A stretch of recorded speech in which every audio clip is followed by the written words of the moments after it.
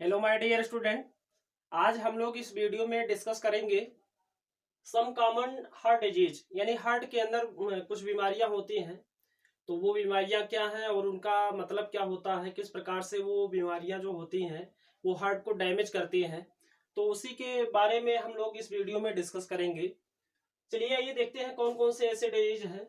जो पहला डिजीज है उसका नाम है एंजाइना। एंजाइना एक बीमारी है जो हार्ट से रिलेटेड है। तो इस एंजाइना में क्या हो जाता है, तो सबसे पहले क्या है कि हार्ट वाल को जब प्रॉपर ब्लड सप्लाई नहीं मिल पाती है, या इसके अलावा हार्ट वाल के अंदर आपको मालूम ही है कि एपिकार्डियम, मायोकार्डियम और इंडोकार्डियम जो हार्ट वाल होती हैं, तो वहां पर अगर रक्त का थक्का बन जाता है, या कोरोनरी धमनी, ये क्या है, कोरोनरी धमनी क्या है, तो कोरोनरी धमनी जो होती है ये हार्ट के भित्तियों में प्योर ब्लड की सप्लाई करती है। तो इसमें संकुचन हो जाए तो इस रोग को हम क्या बोलते हैं, एंजाइना के नाम से जानते हैं। या इसको हम कहते हैं, इस रोग को हम भी एक और नाम से जानते हैं, आर्टेरियोस्क्लेरोसिस। आर्टेरियोस्क्लेरोसिस नाम से भी जाना जाता है। तो ये नाम लिखा गया यहाँ पे, आर्टेरियोस्क्लेरोसिस नाम से भी जानते हैं। इसके बाद में अगला डिजीज देखते हैं। तो अगला डिजीज है कोरोनरी थ्रोम्बोसिस। कोरोनरी थ्रोम्बोसिस वास्तव में ये जो रोग है वो एंजाइना का ही एक पार्ट है। इसमें क्या होता है कि जो ये धमनी है, कोरोनरी धमनी, इसमें क्या हो जाता है कि ब्लड क्लॉटिंग हो जाती है, रुधिर का थक्का बन जाता है। तो इस रोग को हम जो है कोरोनरी थ्रोम्बोसिस के नाम से जानते हैं। अगला डिजीज है मायोकार्डियल इन्फ्रेक्शन। मायोकार्डियल इन्फ्रेक्शन या हार्ट अटैक। तो ये हार्ट अटैक क्यों होता है, जब मायोकार्डियम जो है, जो एक वाल है हार्ट की, मिडिल लेयर, उस मायोकार्डियम में जो ब्लड सप्लाई होती है वो प्रॉपर हो नहीं पाती है। इसलिए जो हार्ट के चैम्बर्स होते हैं वो प्रॉपर काम नहीं कर पाते हैं और हार्ट जो होता है वो डैमेज कर जाता है। तो इसी को हम क्या बोलते हैं, हार्ट अटैक के नाम से जानते हैं। अगला डिजीज है रियूमेटिक हार्ट डिजीज। रियूमेटिक हार्ट डिजीज, इसे RHD के नाम से जानते हैं, रियूमेटिक हार्ट डिजीज। तो ये क्या होता है, ये एक बैक्टीरियल इन्फेक्शन है जो बैक्टीरिया के संक्रमण के कारण होता है। तो बैक्टीरिया का नाम क्या है, बैक्टीरिया का नाम है Streptococcus viridans. Streptococcus viridans bacteria के कारण ये रियूमेटिक हार्ट डिजीज नामक बीमारी होती है। इसमें क्या होता है, कपाट व वाल्व सही से कार्य नहीं करते हैं। यानी हार्ट के अंदर जो कपाट पाए जाते हैं, जो वाल्व पाए जाते हैं, वो प्रॉपर सही से काम नहीं कर पाते हैं क्योंकि इन्फेक्शन हो जाता है बैक्टीरिया का। तो इसलिए इसको हम क्या बोलते हैं, रियूमेटिक हार्ट डिजीज। इसके बाद में अगला डिजीज है पेरिकार्डियोटिस। पेरिकार्डियोटिस, पेरिकार्डियोटिस क्या है, पेरिकार्डियटिस एक बैक्टीरियल डिजीज है। और इसमें क्या होता है, तो इसे देखिए नाम से स्पष्ट है, पेरिकार्डियाटिस। तो पेरिकार्डियम से बना है, यानी कि ये जो इन्फेक्शन हो रहा है बैक्टीरिया का, ये कहाँ पे हो रहा है, ये पेरिकार्डियम में हो रहा है। बैक्टीरियल इन्फेक्शन कहाँ हो रहा है, पेरिकार्डियम में हो रहा है।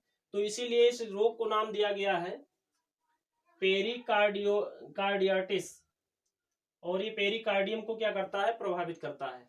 पेरिकार्डियम में आपको मालूम है आउटर लेयर जो होती है उसे हम पैरिएटल पेरिकार्डियम कहते हैं, इनर लेयर जो होती है उसे हम विसरल पेरिकार्डियम के नाम से जानते हैं। इसके अलावा हार्ट ब्लॉक। तो हार्ट ब्लॉकिंग क्या होता है, इस रोग में क्या होता है, देखिए इस रोग में बंडल ऑफ हिस, आपको मालूम है कि AB नोड जो होता है वहां से बंडल ऑफ हिस निकलता है। तो ये बंडल ऑफ हिस जो होते हैं ये सही से कार्य नहीं कर पाते हैं। यानी कि जो परकिंजे फाइबर्स होते हैं वो कंट्रैक्शन में हेल्प करते हैं, तो वो प्रॉपर सही से काम कर नहीं पाते हैं। तो इसलिए क्या हो जाता है, हार्ट ब्लॉक कर जाता है, यानी पंपिंग की जो प्रक्रिया होती है प्रॉपर नहीं हो पाती है और हार्ट ब्लॉक कर जाता है। इसके अलावा अगला रोग है वेंट्रिकुलर फाइब्रिलेशन। वेंट्रिकुलर फाइब्रिलेशन ये क्या है, वेंट्रिकुलर फाइब्रिलेशन क्या है, नीले का प्रत्येक भाग जो नीले का भाग है प्रत्येक अलग अलग संकुंचन करता है। वैसे तो पूरा का पूरा नीले एक साथ में ही संकुंचन करना चाहिए, लेकिन इस रोग में क्या हो जाता है कि नीले का प्रत्येक भाग अलग अलग संकुंचन करता है। तो जो ब्लड पंपिंग की जो हार्ट बीट होता है वो पूरा का पूरा इरेगुलेट हो जाता है। इस डिजीज को कहा गया है वेंट्रिकुलर फाइब्रिलेशन। और इससे क्या होता है कि जो शरीर के अंदर जो सर्कुलेशन की प्रक्रिया होती है वो पूरी की पूरी प्रभावित होती है।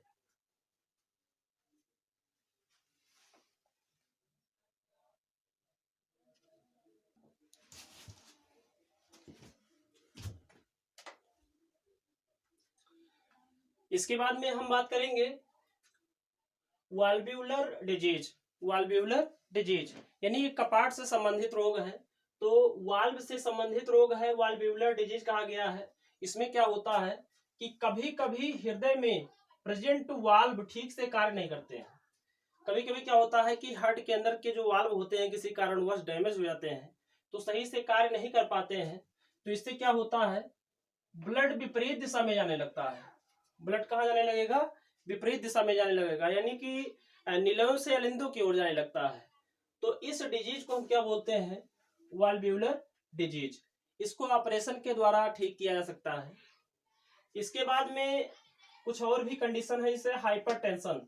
तो हाइपरटेंशन आप लोगों को मालूम ही होगा कि हाइपरटेंशन क्या होता है, अधिक तनाव की स्थिति होती है। तो इसमें क्या होता है कि systolic atrial pressure of more than 140 mmHg, यानी कि जो सिस्टोलिक आर्टरिया का जो सिस्टोलिक प्रेशर होता है वो 140 mm से अधिक हो जाता है, 140 mmHg से अधिक हो जाता है। क्योंकि आपको मालूम ही है कि नॉर्मल जो ब्लड प्रेशर होता है वो कितना होता है, 120 से 120/80 mmHg। Hg का मतलब पारा है, तो 120/80 होना चाहिए, लेकिन यहाँ पर क्या है कि 140 से ज्यादा हो जाता है सिस्टोलिक प्रेशर।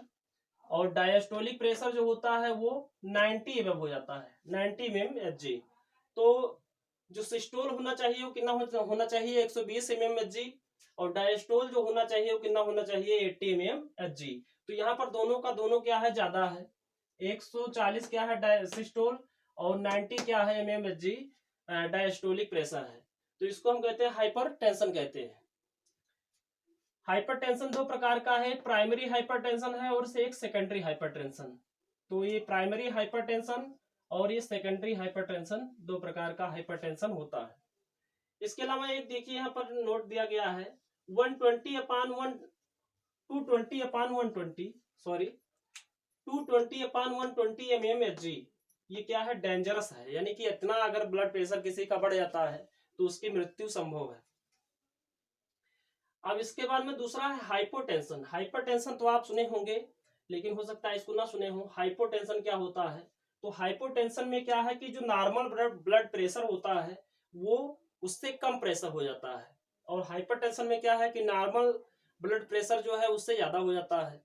तो हाइपोटेंशन में क्या हो रहा है, इससे कम हो जा रहा है। तो देखिए सिस्टोलिक प्रेशर क्या है, 110 mmHg है। सिस्टोलिक प्रेशर कितना है, 110 mmHg।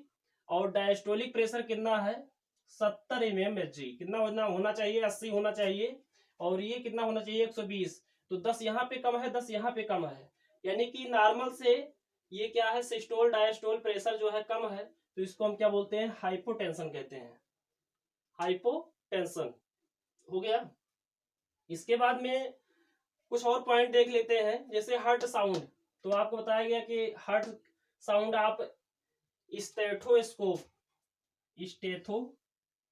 के द्वारा आप सुन सकते हैं। इसको आला जिसे कहते हैं, तो आले के माध्यम से, स्टेथोस्कोप के माध्यम से आप इसको सुन सकते हैं।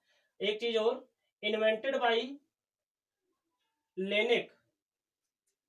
ये क्या है, साइंटिस्ट का नाम है ये लेनिक कौन है, साइंटिस्ट जिन्होंने आले की खोज की थी। स्टेथोस्कोप की खोज जो है किसने किया, वो लेनिक ने किया था। ये पॉइंट आप याद रखेंगे कि जो आला डॉक्टर लोग आला लेते हैं उसको किसने खोजा था, लेनिक ने खोजा था। इसके बाद में हार्ट साउंड क्या होता है, तो एक साउंड है लब।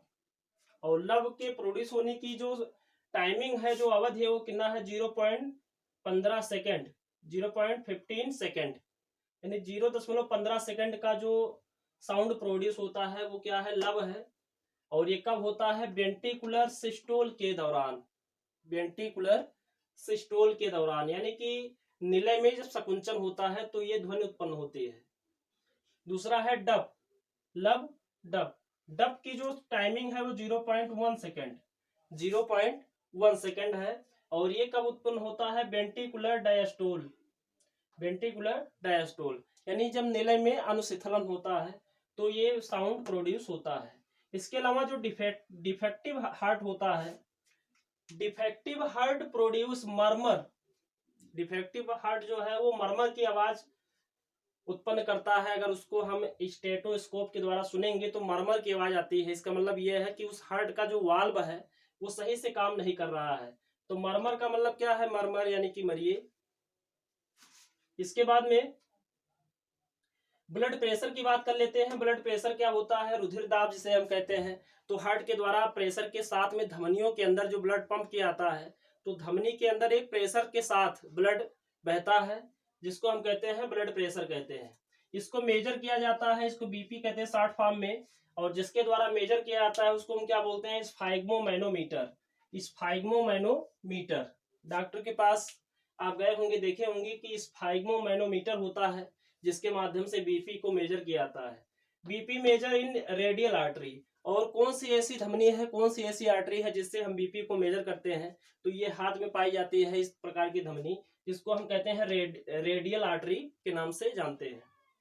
नॉर्मल ब्लड प्रेशर कितना होता है, तो 120/80 mm Hg होता है नॉर्मल।